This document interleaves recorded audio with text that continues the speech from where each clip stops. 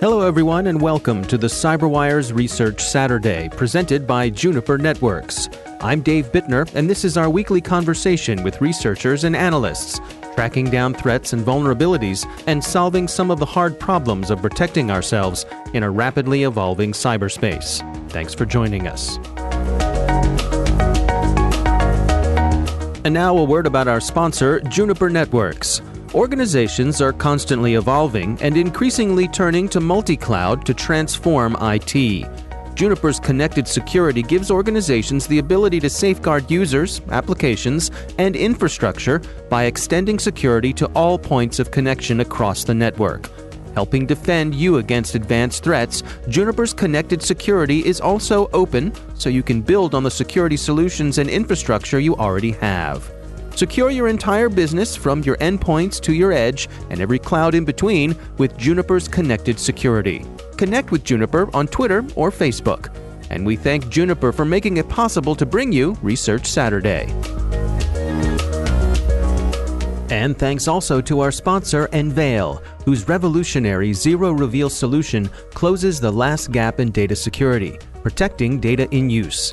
It's the industry's first and only scalable commercial solution, enabling data to remain encrypted throughout the entire processing lifecycle. Imagine being able to analyze, search, and perform calculations on sensitive data, all without ever decrypting anything, all without the risks of theft or inadvertent exposure. What was once only theoretical is now possible with Enveil.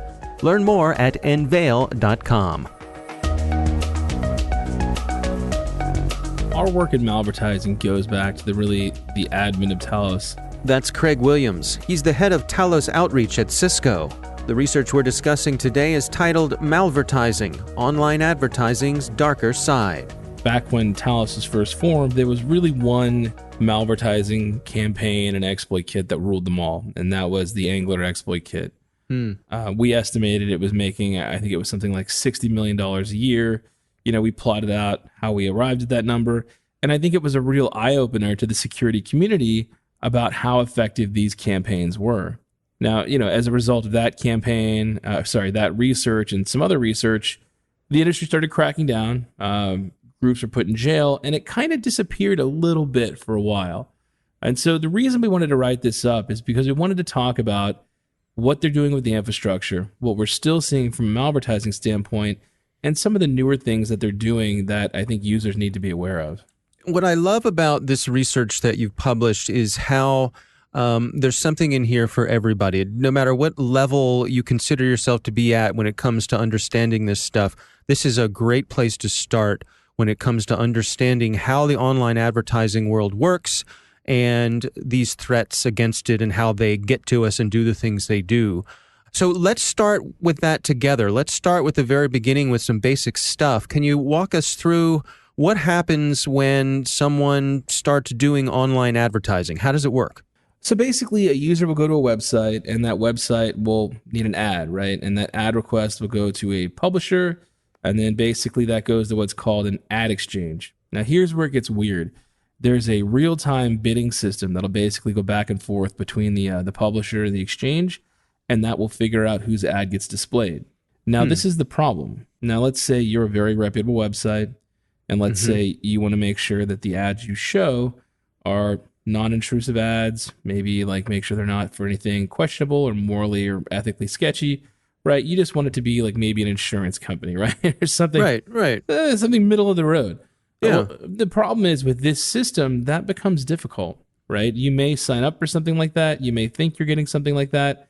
But then at the end of the day, the reality is you get an ad that certainly may look like that, but in the very bottom corner of the ad is a hidden redirection link that basically hits a series of sites that all do a very sophisticated system of checking to make sure you're not a security researcher that will end up directing you to a site that's either hosting malware or even potentially exploiting your browser to install malware directly. All right, well, let's back up and walk through this just really step by step, because there's a lot of nuance here to how it works. When you say that this bidding process happens, I mean, this is happening in a fraction of a second, right? Absolutely. It's all automated. And it's based on the information they've gathered about me? Yeah. So have you ever been, like surfing a website and all of a sudden it pops up and says, "Hey, are you interested in computer security? Go take a class at the local university and become an expert." And you're like, "What the hell?" Right? Every day, Craig, every day. Yeah. So that's how that kind of thing happens, right? Your Right. browser is tracking what you're looking at and providing that information to advertisers so that they can target you with ads. Now, to make it even more insidious, I'm sure all of you have some sort of ad blocker, or let's hope, and you probably noticed a little button in there saying allow non-intrusive ads. So there's actually a specification on advertisements that basically are, I forget the exact wording, but effectively, ads you want to allow. And they have a unique identifier, and you have to provide that identifier before your ad, and that will allow it to walk through your ad blocker. And I imagine that advertisers, being good, upstanding online citizens, totally respect that tag. Well, the interesting part is the malware that we found actually is using one of they're called ad block keys in order to bypass that type of detection. So the malware is taking advantage of that to bypass ad blockers to still compromise the host. And to give you an idea of how we found this one, what kind of got us back into this search is we were looking at a piece of sporting good equipment. I can't remember exactly what it was. It was going to be made, and then the company basically realized that it was too far of an out there idea and it wasn't going to be feasible, and so they killed the project and shut down the website. Well, when you have something out there that's like a cutting edge piece of technology combined with sports, people may go click. And so what happened was the advertisers picked up the domain and they parked it and parked all their ads on it. And so what was happening was anytime anybody Googled this or looked it up, you would hit the site, you'd see the ad block key, it would bypass your blocking system. And then if you were using Safari, so this affected Mac users specifically, it would serve up what we call a potentially unwanted program. And it's a very nice way of saying garbage software, right? Okay. And in this particular That's quite case, a euphemism, yeah. Right. Well, in this particular case, it actually took it the extra mile and it was just flat out malware. But you didn't know that right away. It was actually completely unnecessarily sophisticated. It would serve you up an individually encrypted payload. That individually encrypted payload would have its guts double encrypted using that same individual private key. When you extracted that, it would actually look like I think it was a fake Flash update at the time. And that would actually install this piece of OS X malware, which would basically intercept the web browser and shoot ads all over the screen and do all kinds of other uncool stuff. Now, this is partially a result of the way that the ecosystem has developed for placing ads on websites, right? Because, I mean, it's impractical for, if I'm the website for my local newspaper or my regional newspaper or even, I suppose, the New York Times or the Washington Post, it's impractical for me to be manually placing these ads myself. That doesn't give me the returns that I'd get if I turn it over to someone else. Absolutely. Unfortunately, we've looked at a lot. We've looked at large advertisement sites. We've looked at small ad providers. We have not found any ad provider that is 100% clean of malware. Even the really, really good ones, they still occasionally serve up malware. A lot of the time, we have these systems set up. I think probably the most well-known one would be our threat grid system, where people can go submit links, right, and submit malicious links. Right. And so that's the kind of system that you can automatically run these in sometimes. Because the way they work, like let's say you go to a site, you go through a series of redirections, and then you end up getting compromised. Well, you may take the last website and send it to your friend and say, hey, is this malware? Well, what'll happen is the website will look at that and will check the referral link, and the referral link won't be what it's supposed to be. And so then the website won't serve you the malware.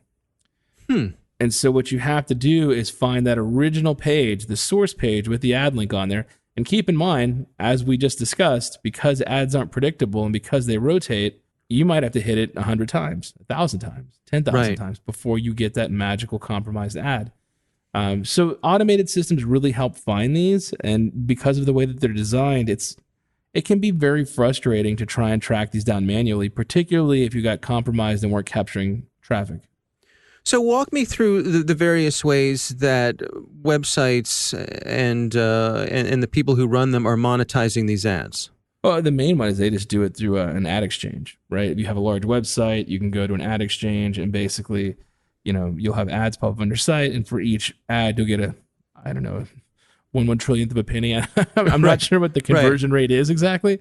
So you sign a deal with this site and you say, in exchange for space on my site, I'm turning over the control of placing ads to you, and these are the list of things that I am requesting. You're not going to put any ads for things that I find objectionable on my site. Well, I think that kind of tuning probably really depends on the provider, but at a high level, yes, right? You basically pick an ad provider, you set it up on your site, and then hopefully it all goes well. But from what we've seen, and I don't want to knock the ad providers entirely, because a lot of this, I don't want to say it's not their fault, but it's basically someone abusing the system, right?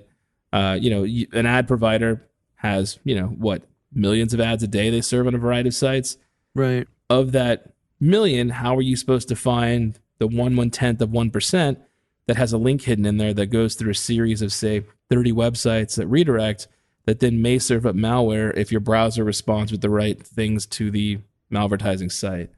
So it can be very difficult. Unfortunately, that's why I think most security conscious people have opted to just block ads, because there's not really a bulletproof solution here. Yeah. And that's a big stick. I mean, it's sort of an on or off. It can be frustrating, I find, because it's not that I don't want to support the websites that I read through allowing them to put ads in front of me, but it's all this other stuff, all this tracking and all of the possibility for malware. I feel like it's not proportional. Absolutely. And it's unfortunate now because more and more news sites are saying, if you don't turn on ads, we're not going to allow you to view our site. And so there's a lot of different ways to deal with it. One of the most effective is doing it through your DNS system. So if you have something like OpenDNS, right, you can go take all your ad servers and say, I don't want those to work. And that will fix a lot of the problem. But even then, that can cause you issues. So there's not really a great way to do it. That's why it's usually not on by default. If you go to work, chances are they're not blocking ads because they want the web pages to work so that you can do your job. But at home, on the other hand, I run a very aggressive ad blocking system, because I don't trust my children. Yes, all right. I can relate to that. And I know that if they do need to do something on a website and it's not working because of the restrictions I put in place, I'll happily go fix it. Now, unfortunately, that doesn't really scale to the enterprise environment, and that's where it gets very difficult. And that's why, from an enterprise perspective, I think you've really got to rely on that layered defense, right? Maybe run some sort of ad blocker to block the really bad stuff. Run some DNS security, block the known bad domains, and do what you can to block as much of it as possible while not impacting known good sites. Well, let's walk through this together. On the research that you published here, you have an example of a malvertising campaign, and you sort of take us through step by step to what's going on, how it works, and how they get away with doing what they're doing. Can we do that together? So this was the one where we had the sports website that basically the company had abandoned. My boss went there and said it was down, and I went there and I was like, well, it doesn't appear to be down. Oh, look, it's offering me a flash update. I'm reasonably certain that's not cool. And so we started taking it apart, and that was the one that had the encoded blob inside of it, right? And so we started decrypting it and taking it apart, and it turned out it was a really well-known piece of OSX malware, basically a piece of, I don't want to say just adware because that doesn't do it justice. I'm drawing a blank on the family name, but basically it would install itself into the system so that it would intercept calls to the browser and inject ads in the background. I think it's really important for people to realize that 10 years ago, OSX didn't have this type of problem. Right. Well, these days, OSX is as popular as Windows. Right. So all the problems that we have with Windows are going to be in OSX. Well, when you say as popular, you mean popular with users, not necessarily with the bad guys yet, but they're heading in that direction. I want to say they're already headed in that direction. Okay, and they've arrived. Yes. They've established a beachhead. I think they've established a beachhead, and we're not really good at seeing it because most Mac users don't have any sort of antivirus. Interesting. Yeah, and I know Apple does a really great job of looking for malicious DMGs, but one of the very first things that this malware does is it went in and disabled the system that looks for signed binaries, right? And so by doing things like that, it basically allows it to take full advantage of the system. And so if you look at the blog, you'll notice there's a chart, a sequence of 1 to 9. And so this is the redirection system that I mentioned. And so I want it to be very clear to anyone looking at the blog, while this particular chain only had a sequence of 9 different sites that it kind of ground through in order to get to the actual malware, as I was knocking these down, right, as Matt was knocking these down, we would watch it change. So it was a redundant system. I want to say we ended up blocking probably dozens to hundreds of different redirection stops. We ended up scripting it and automating it because it was very clear that the system that was being used was not one that was basically made by a human.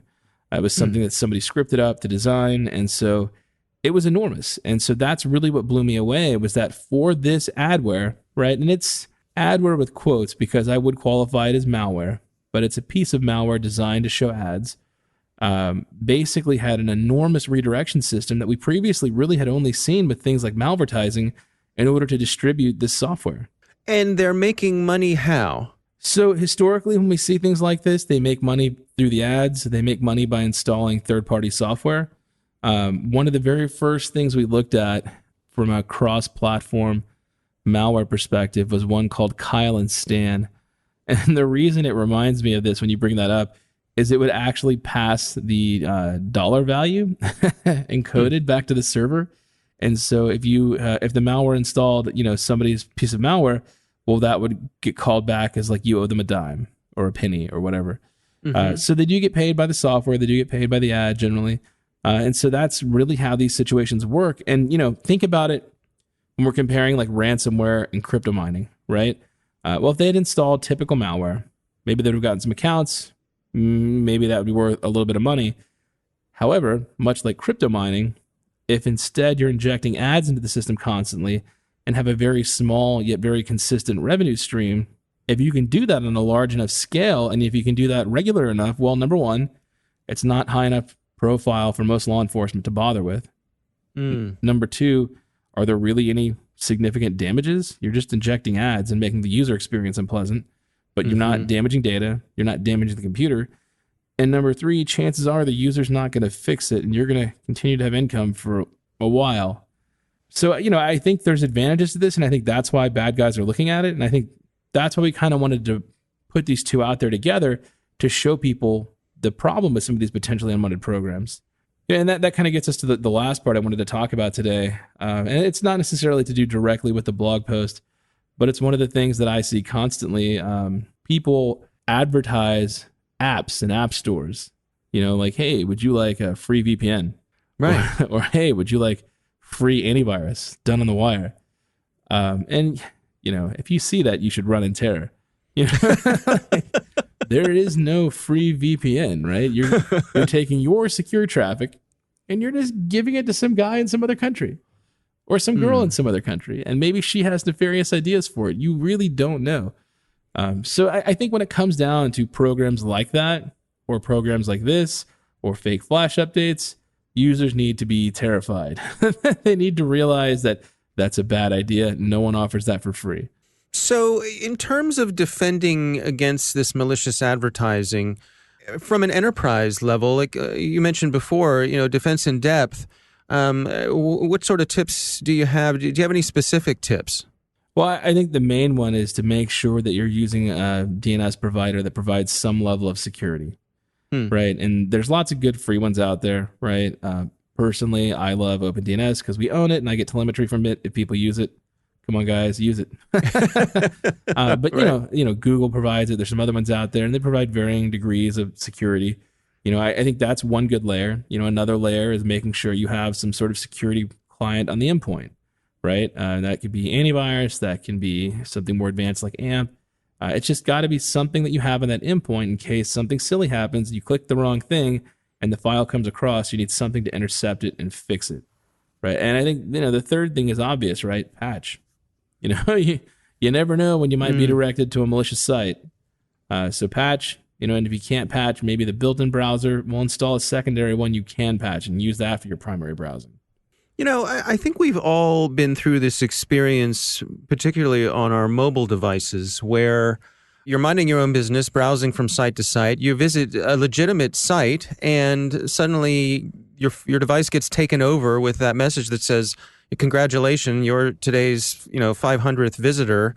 you're going to get a free iPhone or a free iPad or a free car or something.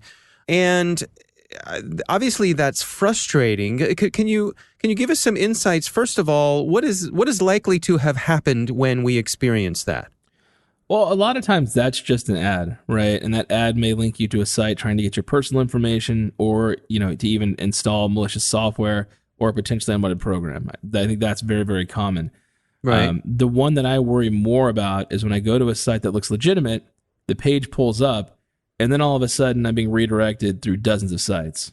Right? That will never happen from a benign perspective. It just doesn't. And can you use when that redirection, that bouncing from site to site happens? Can you see that happening? Is that happening in plain view? Yes, usually you can see it happening. You'll notice your URL is changing very, very rapidly, and you'll notice that it's usually got some sense of randomness in it, like at the back of the URL or something. And you'll wonder, why am I going to this site? Well, the reality is you're going to a site that the attacker doesn't want people to know about.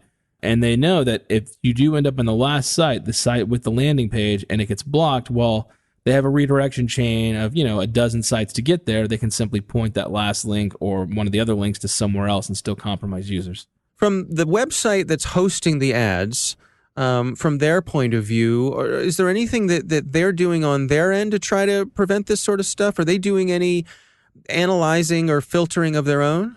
I don't want to say they're not, because I know there's a lot of attempts to do something good. Yeah. What I can say, I haven't seen anything super effective. Okay. Right. Now, you got to remember, from their perspective, they may not even see what's happening.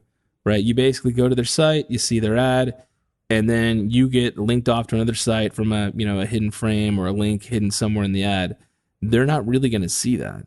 So they're not even going to necessarily know what happened, which is why it's so difficult to be put in a position where you're hosting a site with ads, because if you are compromising your user base, you may not notice. And at Talos, we have reached out hundreds of times to these sites that unknowingly are hosting these ads. I mean, we're talking anything from like a major news site to utilities and everything in between, government sites, even some of the more sketchy businesses. We're more than happy to help so they don't compromise their users.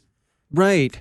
But I think that's, getting back to that thing about the pop-ups on the mobile device, I think that's one of the really frustrating things about it, is that for folks who want to try to do the right thing and report this, to feel as though that's really not going to be effective. There's really no good way to report this to someone who's really going to be in a position to do anything about it.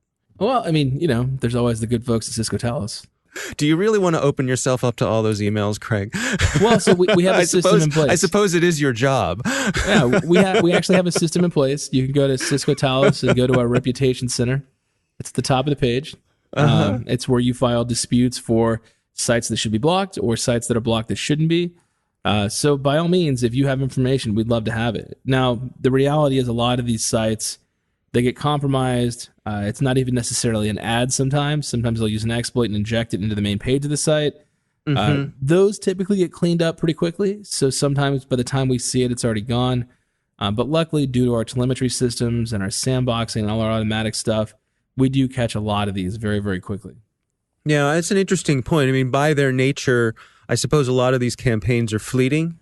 It depends on how it's implanted, right? If it's on an advertisement site, then it's going to be popping up randomly all over the internet, right? If, on the other hand, maybe the victim had a WordPress site for their recruiting portal, well, somebody could, use a WordPress exploit. There's like a new one, every 138 days. They can use that to actually edit one of the pages and put it in there, in which case you'll see it until the person who owns the website notices it.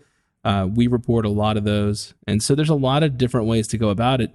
But from a user's perspective, it's all the same, right? You're going to see a malicious link embedded in a website, and that's where you rely on either, your endpoint security system, your DNS security system, or maybe even something like Firepower in between to take care of that and mitigate it for you. And, when some people say defense in depth, it's not a marketing term. I mean, that's what it means, is have overlapping security so that if one product doesn't see it, because maybe it's not an exploit on the page, right? So that means Firepower is not going to block it. Maybe it's a domain known to be associated with nefarious activity.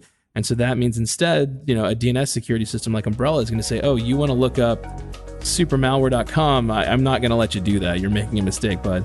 Right. And so that extra layer can protect you. Our thanks to Craig Williams from Cisco Talos for joining us. The research is titled Malvertising, Online Advertising's Darker Side. We'll have a link in the show notes. Thanks to Juniper Networks for sponsoring our show. You can learn more at juniper.net/security or connect with them on Twitter or Facebook. And thanks to Enveil for their sponsorship. You can find out how they're closing the last gap in data security at enveil.com.